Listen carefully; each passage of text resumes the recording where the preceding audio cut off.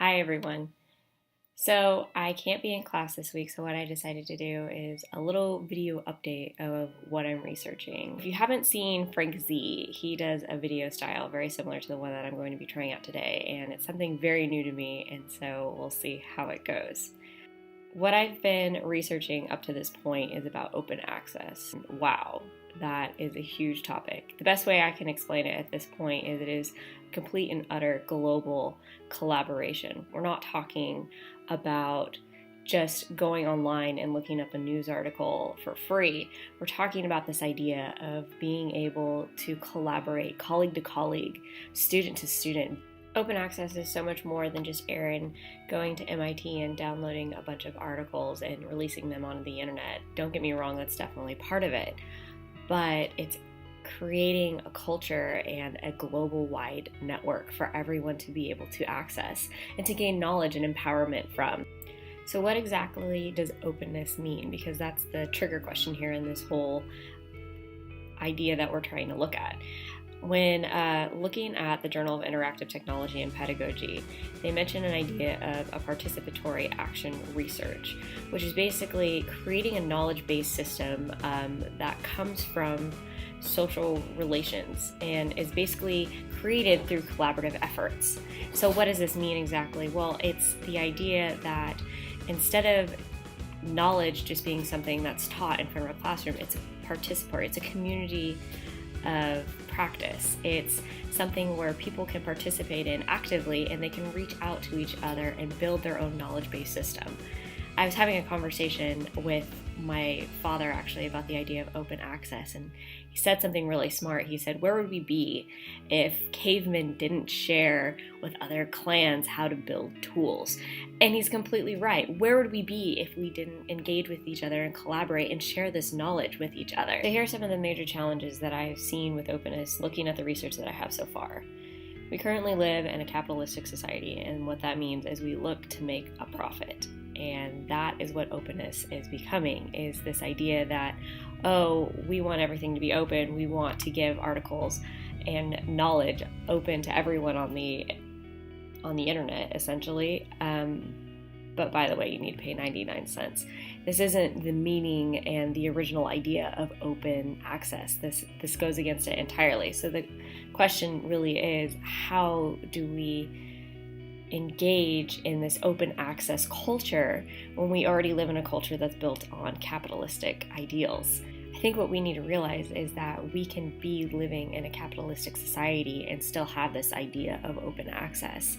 What we need to think of it as is it's a return on investment, essentially. When you have a higher educated society who has access to knowledge that normally only higher institutions have access to, you are going to get a higher return on investment when you look at the employees that eventually you'll be hiring into your companies. This is something that I don't think we're looking at today. I think that people are looking at MOOCs and at open access as, oh, well, we'll open it up to everyone, but we're going to give you a slight charge. That's not the point, and that's not going to help create this new culture of open access. Open access means no longer just sitting in the classroom and watching a teacher write on the whiteboard, but actually means being able to engage in hands-on environments with everyone. We can go online, we can post our research, we can have people give us feedback, we can have colleagues chime in and let us know, hey, I think this is a great idea, let's collaborate on that. We can have students be talking to students from across the world and engaging in ideas and creating a globalized culture that's open and accepting. The second challenge that I've noticed in regards to open access, I think we really saw when we watched the Gardner video, and it was part of Kim's email that she sent out, is that we have created a culture around the internet where we can create an identity and kind of just say, I don't give a crap of what anyone thinks. I'm going to say what I want to say because I can say it anonymously and on the internet. Part of it is you have to create an identity in which you are your most professional self. You have to create an identity in which you still instill value and integrity in yourself. Because if you're speaking to peers, and I am a culprit of this as just like anyone else, is I think our automatic response is, well, because it's on the internet, I'm going to critique it. But the idea of open access is not an idea of critiquing everyone's work, but of actually engaging in what they're doing and giving them constructive feedback and actually engaging in a conversation about what's going on and what they're doing and how you can help. Don Tapscott gives this really great TED Talk, and he calls it the 4 principles for the open world, and it gives a really great basis for kind of the 4 most important things that we should be thinking about when we do decide to engage in this new collaborative open culture. The first principle that Don refers to is collaboration, which is something that I've already touched on already. We are opening ourselves up through open access to an entire world of connections with colleagues, with friends, with students to students, like you name it, that's what we're opening up to. And so I think we need to realize that. The second principle that Don talks about is transparency, and how he refers it to is that institutions are now becoming naked. And as individuals engaging in this community of practice, as I stated before, we need to present ourselves in the utmost professional and good valued way. The purpose of open access isn't to be in a community of criticism, but a community of camaraderie.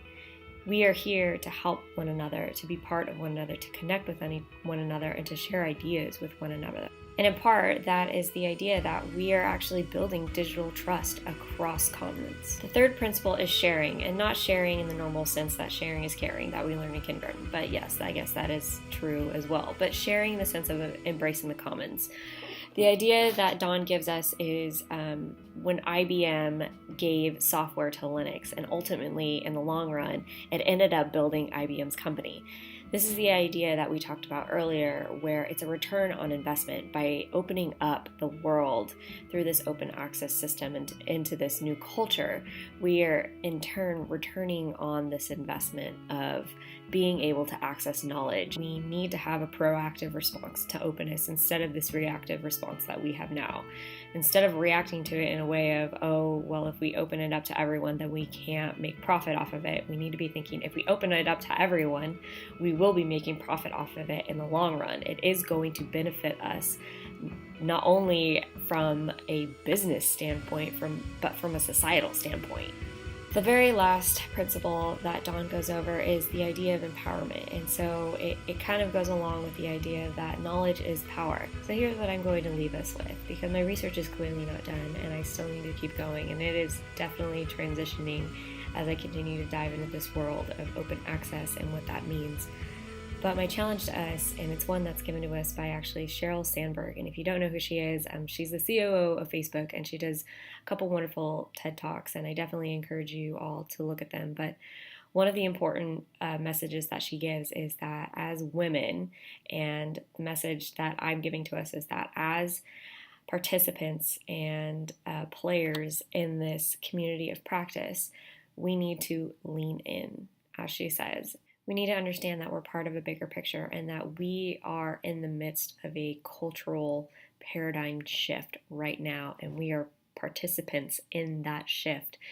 And so what I'm asking you all is that while it is uncomfortable, and even for myself, even making this video for me is uncomfortable, we need to lean in, because that's the only way that we are going to see this transition and this shift.